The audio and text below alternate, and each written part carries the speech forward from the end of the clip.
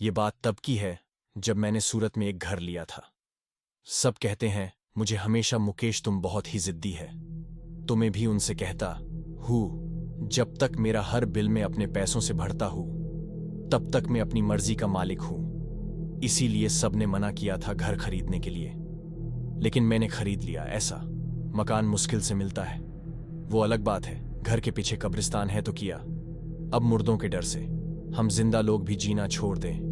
मैंने जानबूझ के सारा सामान रोड से भेज दिया और मैं खुद कब्रिस्तान के पास कार से नीचे उतर के अपने कुर्ते के साथ पैदल चल दिया। कब्रिस्तान के बीच से होता हुआ फिर आया। अपनी मकान के बाहर एक छोटा सा लोहे का गेट कमर के पास से खोलता हुआ मेरे कुर्ते को नई जगह संभालना बहुत ही मुश्किल हो रहा था, तो मैंने उसे खोल दिया और वो अंदर की तरफ भागते भागते चला गया। मैंने पलट के देखा, जो ग्रेट मैंने खोलने के बाद बंद करके आया था अब वो खुला हुआ था। मैं अपने कुत्ते को संभाल नहीं पाया। वो अब पूंछ हिलाते जैसे इतना खुश हो रहा था कि जैसे उसका का मालिक में नहीं कोई और हो। पूंछ हिलाते वहां के मिट्टी छाटने लग गया था। कहते हैं जानवर अपना इलाज खुद ही कर लेते हैं।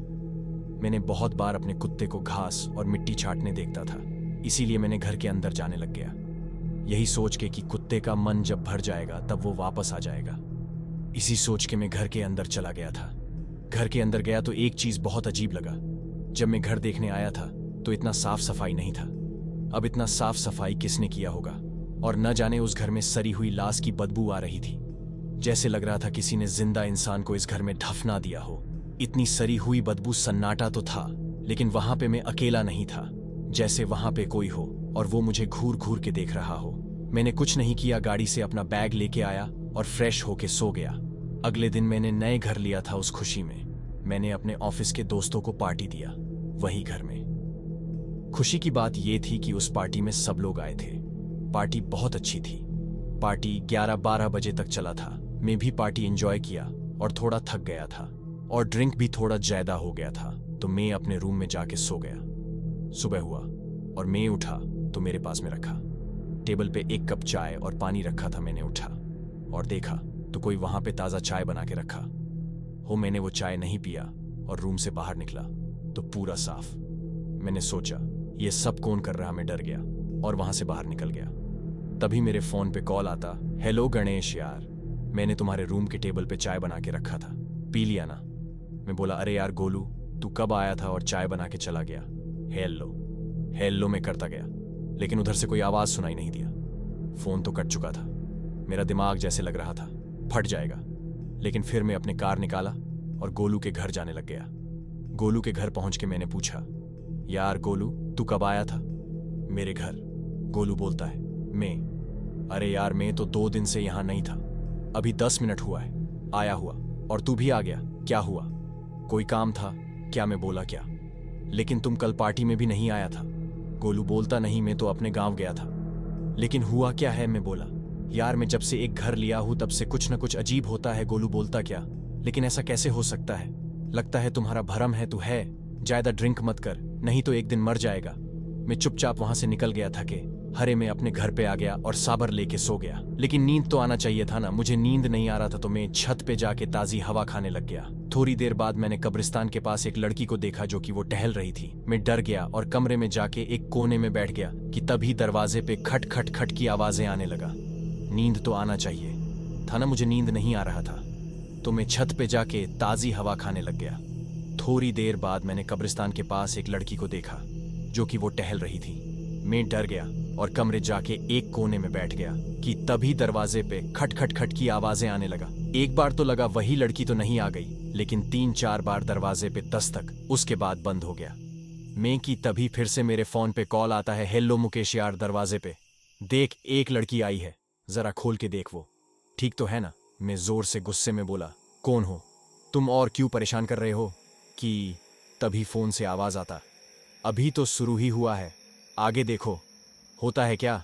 मैं बोला अरे यार तुम हो कौन, क्या बिगाड़ा है तुम्हारा जो परेशान कर रहा है।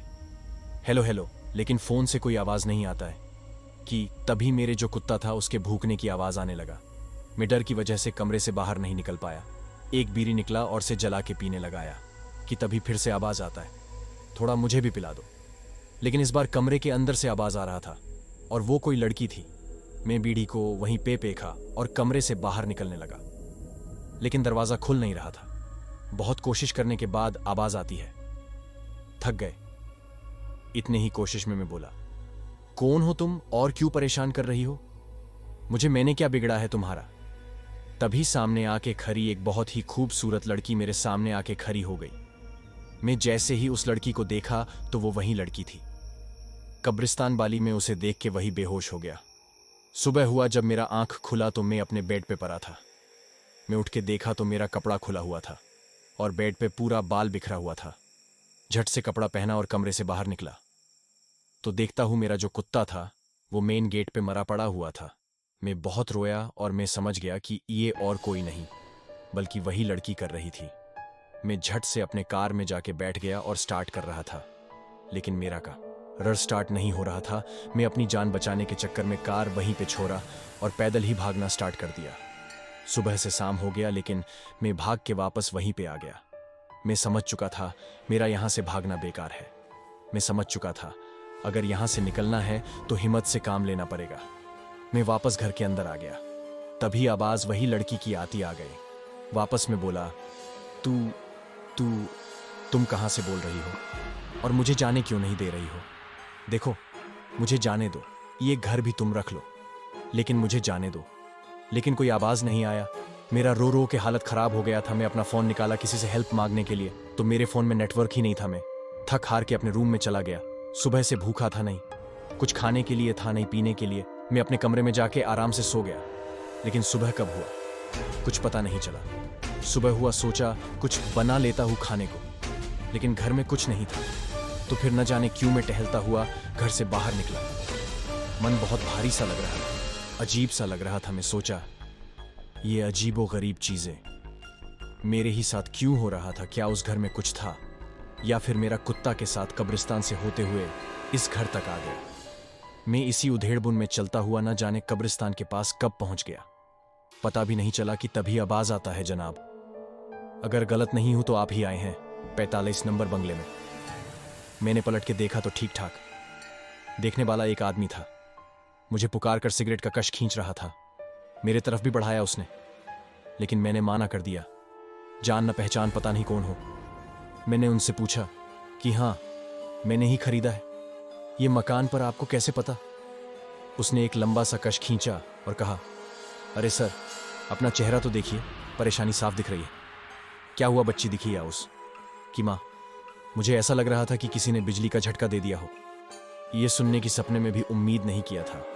मैंने पलट के उससे ही सवाल पूछ दिया, आपको कैसे पता उनके बारे में? उस घर में माँ बेटी रहती है, पहले भी ऐसा हुआ था। क्या? उस आदमी ने सिगरेट फेंका और एक लंबी सी सांस लेते हुए उसने कहा, वहां पहले डिकोस्टा फैमिली रहती थी। कुछ सालों पहले एक रात घर की साफ सफाई करने के वक्त डिकोस्टा को एक चिट्ठी मिला। पता चला कि उसकी जान सी प्यारी बेटी टीना, उसकी नहीं बल्कि डिकोस्टा की पत्नी और उसका बॉयफ्रेंड सूरज की बेटी थी। डिकोस्टा चिट्ठी पढ़ के जैसे पागल हो गया हो डिकोस्टा। फिर अपनी पत्नी का पीछा किया तो पता चला कि उसकी पत्नी सूरज के बीच चक्कर चल रहा था। मैं तो दो प्यार करने वाले वही करते हैं जो डिकोस्टा ने किया। डिकोस्टा ने अपने पत्नी को भागा के शादी किया था।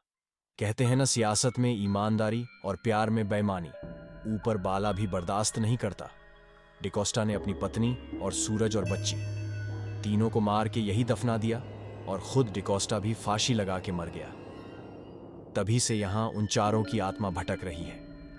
मैं ये कहानी सुन के जैसे आंखों के आगे अंधेरा ही छा गया हो।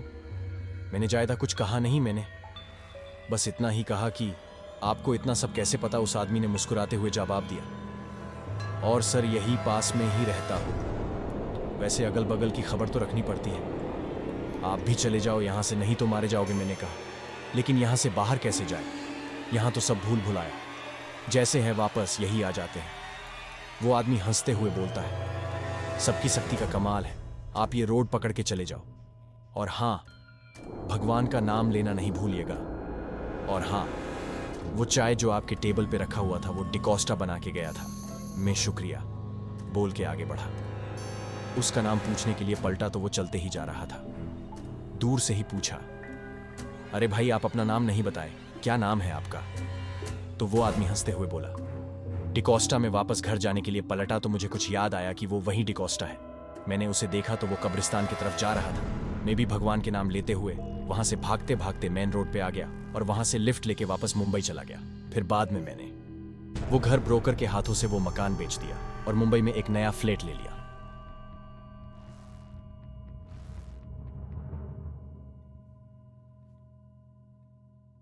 तो दोस्तों, आज की वीडियो में बस इतना ही।